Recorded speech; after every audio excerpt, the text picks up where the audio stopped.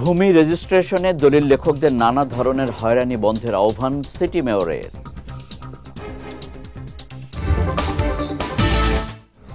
এবং ৯ মাস পর Saint Martin উন্মুক্ত হলেও যায়নি পর্যটকবাহী কোনো জাহাজ।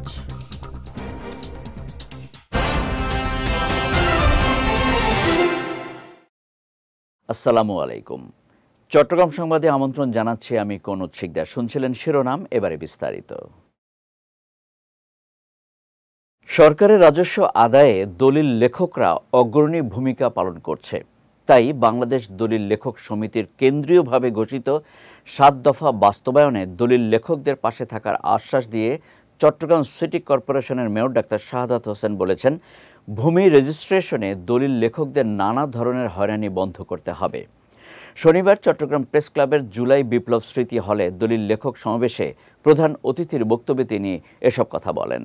দলিল লেখক সমিতির চট্টগ্রাম জেলার সভাপতি মোহাম্মদ মাহবুবুল আলমের সভাপতিত্বে এবং সদস্য সচিব মামুনুর রশিদের পরিচালনায় সমাবেশে বিএনপির আহ্বায়ক মোহাম্মদ এরশাদুল্লাহ, বাংলাদেশ দলিল লেখক সমিতির chairman M A Rashid, Chittagong press ক্লাবের সদস্য সচিব জাহিদুল করিম কোচি সহ অনেকে উপস্থিত ছিলেন। এ সময় সরকার থেকে প্রতিশ্রুত দলিল প্রতি সম্মানী ভাতা ন্যূনতম ৪,০০০ টাকা বাস্তবায়ন সহ ৭ দফা দাবি জানান সমিতির নেতারা। দীর্ঘ ৯ মাস পর আজ থেকে সরকারিভাবে উন্মুক্ত হয়েছে দেশের একমাত্র প্রবাল দ্বীপ সেন্ট মার্টিন।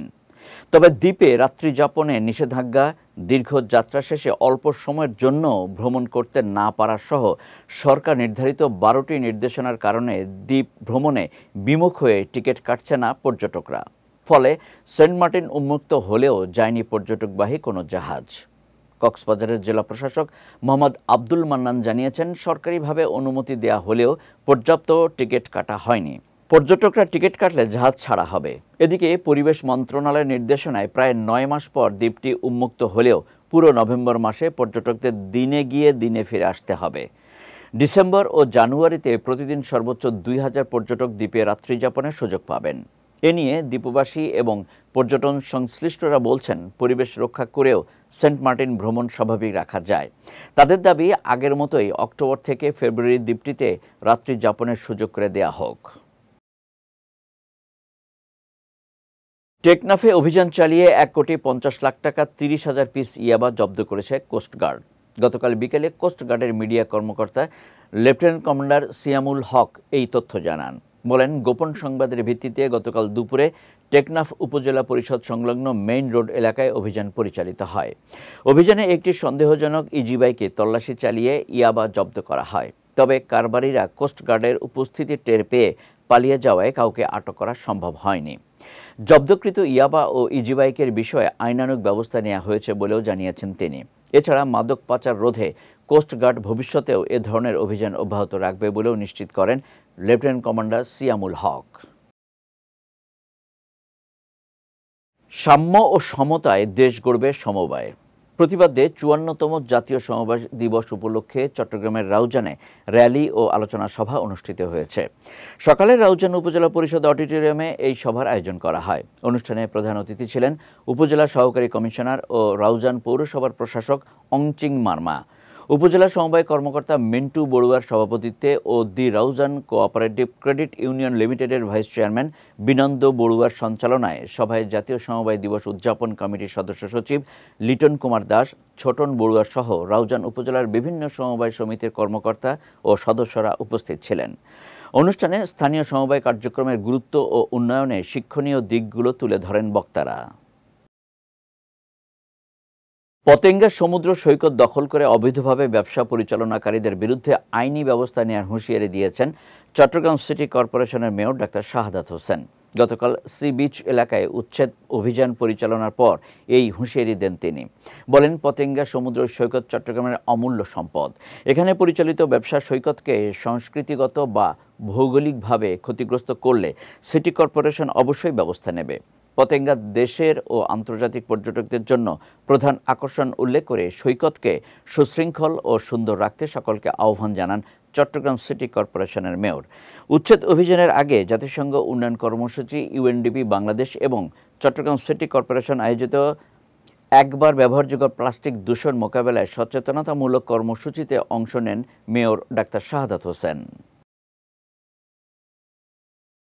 নির্বাচন নিয়ে কোনো টালবাহানা এদেশের তৌহিদি জনতা বরদাস্ত করবে না বলে হুঁশিয়ারি দিয়েছেন কক্সবাজার পেকুয়া উপজেলা বিএনপির সভাপতি এম বাহাদুর শাহ। গতকাল পেকুয়ার যুবদলের প্রতিষ্ঠা বার্ষিকী উপলক্ষে আয়োজিত যুব সমাবেশে প্রধান অতিথির বক্তব্যে তিনি এই হুঁশিয়ারি দেন। এ সময় ত্রয়োদশ জাতীয় সংসদ নির্বাচনকে সামনে রেখে যুবদলকে রাজপথে থাকার আহ্বান জানান বিএনপির এই নেতা। সমাবেশে উপজেলা যুবদলের আহ্বায়ক কামরান জাদিদ মুকুট, জেলা যুবদলের সভাপতি সৈয়দ আহমদ উজ্জ্বল, পেকুয়া উপজেলা বিএনপির সাধারণ সম্পাদক ইকবাল হোসাইন সহ অনেকে উপস্থিত ছিলেন। সাগর রুনি সহ সকল সাংবাদিক হত্যার বিচার, নবম ওয়েজ বোর্ড বাস্তবায়ন ও দশম ওয়েজ বোর্ড গঠন এবং চাকরিচ্যুত সাংবাদিকদের পুনর্বহালের দাবিতে কেন্দ্রীয় কর্মসূচির অংশ হিসেবে কক্সবাজারে বিক্ষোভ সমাবেশ অনুষ্ঠিত হয়েছে। সকালে জেলা প্রেস ক্লাব চত্বরে এই বিক্ষোভ সমাবেশ অনুষ্ঠিত হয়। এ সময় সাংবাদিক ইউনিয়ন কক্সবাজারের সভাপতি নুরুল ইসলাম হেলালির সভাপতিত্বে ও সাধারণ সম্পাদক এস এম জাফরের সঞ্চালনায় বক্তব্য রাখেন কক্সবাজার প্রেস ক্লাবের সহসভাপতি কামাল হোসেন আজাদ, সাংবাদিক ইউনিয়ন কক্সবাজারের সহসভাপতি এম আর মাহবুব, যুগ্ম সম্পাদক সৈয়দ আলম সহ অনেকে। চট্টগ্রামে চাকরিচ্যুতি, অবৈধ ঘোষণা এবং নতুন নিয়োগ প্রক্রিয়া স্থগিত রাখার দাবিতে মানববন্ধন করেছেন ইসলামী ব্যাংকের হাজারো চাকরিচ্যুত কর্মকর্তারা। গতকাল চট্টগ্রাম প্রেস ক্লাবের সামনে এই মানববন্ধন অনুষ্ঠিত হয়। মানববন্ধনে চাকরিচ্যুত কর্মকর্তা এস এম এমদাদ হোসাইন, মোক্তার হোসেন রশিদ ও মোহাম্মদ হুমায়ুন সহ অন্যান্যরা উপস্থিত ছিলেন। এ সময় বক্তারা এই নতুন নিয়োগকে অন্যায় ও ষড়যন্ত্র আখ্যায়িত করে চাকরি ফিরিয়ে দেওয়ার দাবি জানান। এছাড়া দাবি পূরণ না হলে পরবর্তীতে আরও কঠোর কর্মসূচি দেওয়ার হুঁশিয়ারিও দেন তারা। এর আগে গত বৃহস্পতিবার চাকরিচ্যুত কর্মকর্তারা ঢাকার আদালতে মামলা দায়ের করে টার্মিনেশন, অবৈধ ঘোষণা ও নতুন নিয়োগ স্থগিত রাখার আবেদন করেন।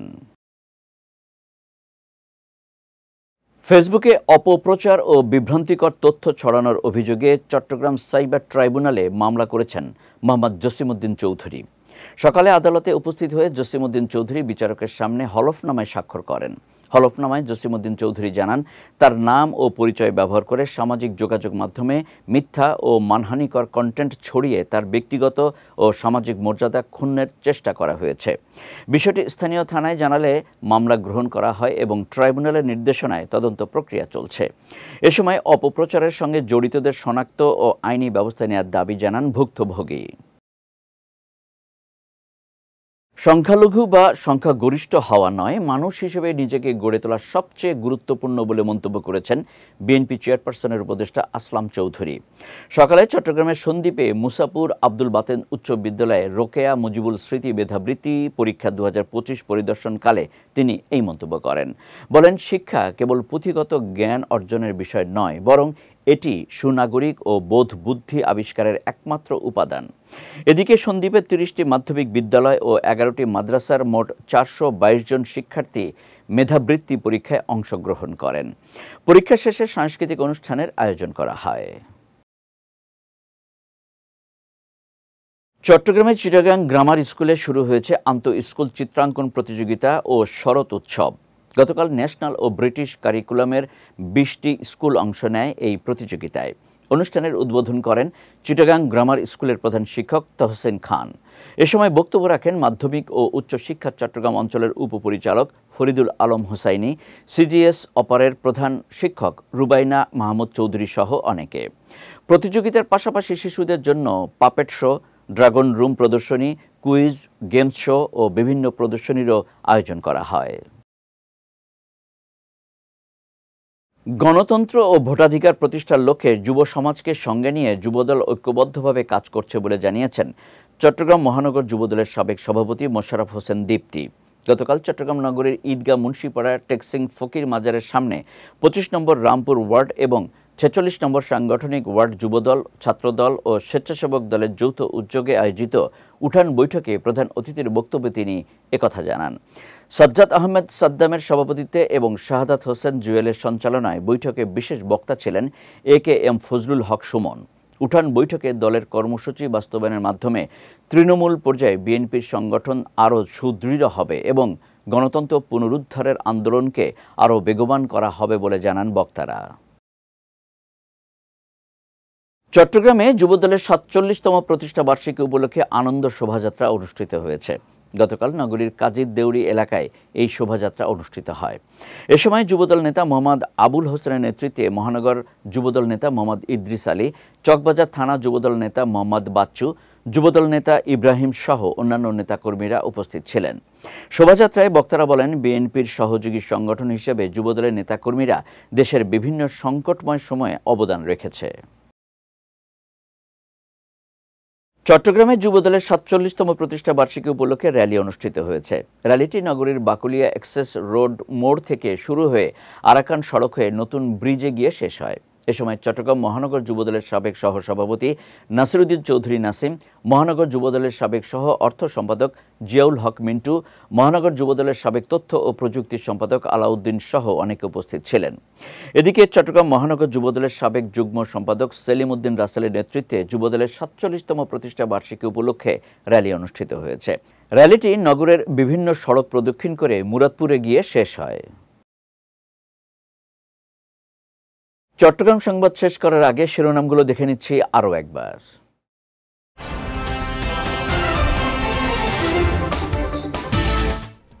ভূমি রেজিস্ট্রেশনে দলিল লেখকদের নানা ধরনের হয়রানি বন্ধের আহ্বান সিটি মেয়রের।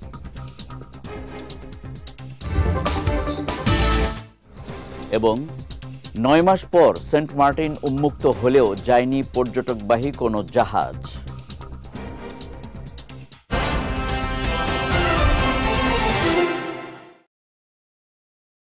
চট্টগ্রাম সংবাদ শেষে আজকের মতো আমি কনুজ শিকদার আপনাদের কাছ থেকে বিদায় নিচ্ছি।